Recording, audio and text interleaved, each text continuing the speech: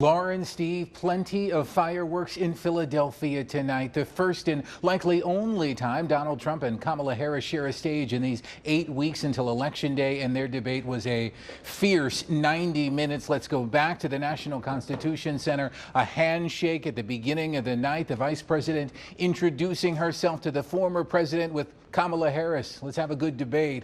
And then it was on. The debate getting extremely personal. Harris bringing up the indictments pending against Trump and his felony convictions in New York. Trump firing back, raising his voice multiple times tonight, accusing Harris and President Biden of weaponizing the government against him.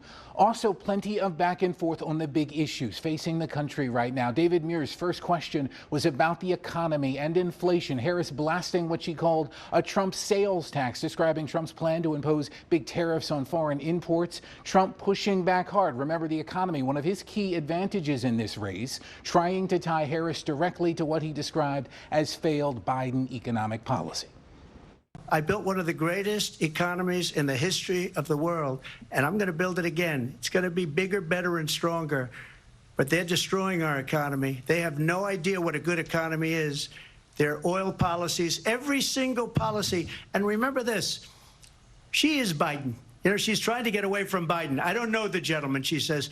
She is Biden. The worst inflation we've ever had, a horrible economy because inflation has made it so bad. Clearly, I am not Joe Biden, and I am certainly not Donald Trump. And what I do offer is a new generation of leadership for our country. One who believes in what is possible, one who brings a sense of optimism about what we can do instead of always disparaging the American people. I believe in what we can do to strengthen our small businesses, which is why I have a plan. Let's talk about our plans.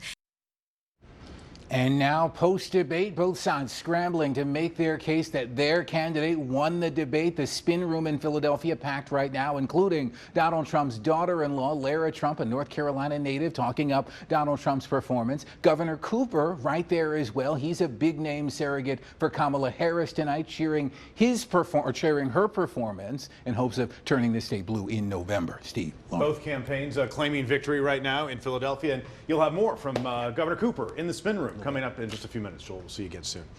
And of course, North Carolina is one of the swing states where both campaigns have really been heavily focusing their energy. And plenty of people across the area went out to watch parties tonight to watch this high-stakes debate unfold. Let's begin in downtown Durham, where Josh Chapin attended a viewing party for Democrats. Josh? Yeah, Steve, the folks in this room right above Alley 26 on the second level here, more than thrilled with how their candidate did tonight. But they said right now it is imperative for folks in this community in Durham to get out, to canvass, to knock on doors, to get people out to vote.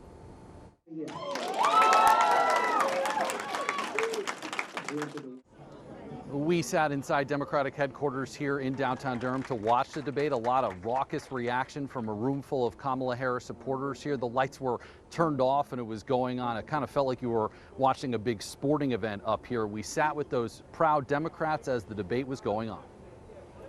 3 years of Donald Trump, you pretty much know who he is.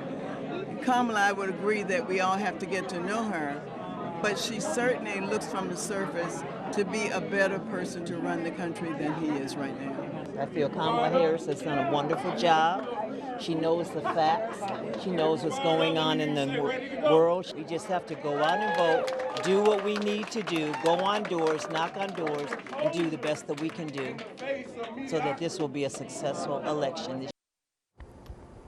Before this gathering, we were on the rooftop of the Velvet Hippos, a local chapter. The Black Women for Kamala Harris met to strategize just 56 days before the election. We also have spoken with some Harris campaign officials tonight. They said some of their instant research showed that some of her strongest moments of the debate was when Vice President Harris talked about abortion. Another strong moment, Stephen Lauren, is when she said she'd be a president for all Americans. Back to you. Yeah, a lot of people saying they wanted to hear more from her tonight. Was that chance to do it for 90 minutes. Josh Chapin, thank you. And here in Raleigh, a group of Republicans also gathering to watch the debate together. Sydney Schofield joins us live outside the local GOP headquarters with more on what happened there and the feelings post-debate. Hi, Sid. Hey, Stephen, Lauren. Yeah, it certainly was a lively night here watching the presidential debate here with the Wake County GOP and a lot of the volunteers here tonight. It was a full house inside, and as you might expect, there was a lot of cheering for Donald Trump, a lot of booing and frustration when we heard Kamala Harris speak. Everyone we spoke with here tonight felt that Trump performed very well, and they expressed concern over not hearing clearer stances on policy from Harris about what she'll do if she is elected. We spoke to a few volunteers tonight, a few voters. Here's what they had to say. I was a little disappointed that we're not hearing more policy from the Democratic side, because I really want to hear that, because when I talk to my independent friends, I want to be able to understand their viewpoint and kind of get a balanced view.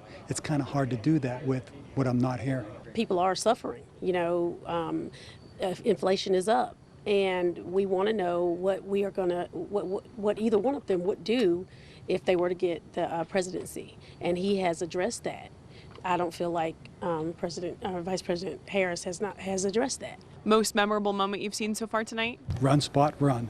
I loved it. Basically, when he said, "I'm talking," I love that. That was awesome. He gave it back. You can kind of feel the energy there. This group of volunteers, GOP members, appear to be very energized by tonight's debate. They are looking forward to November. And of course, we are 55 days out from Election Day. We will keep you updated every step of the way. Live here in Raleigh, Sydney Schofield, ABC 11 Eyewitness News.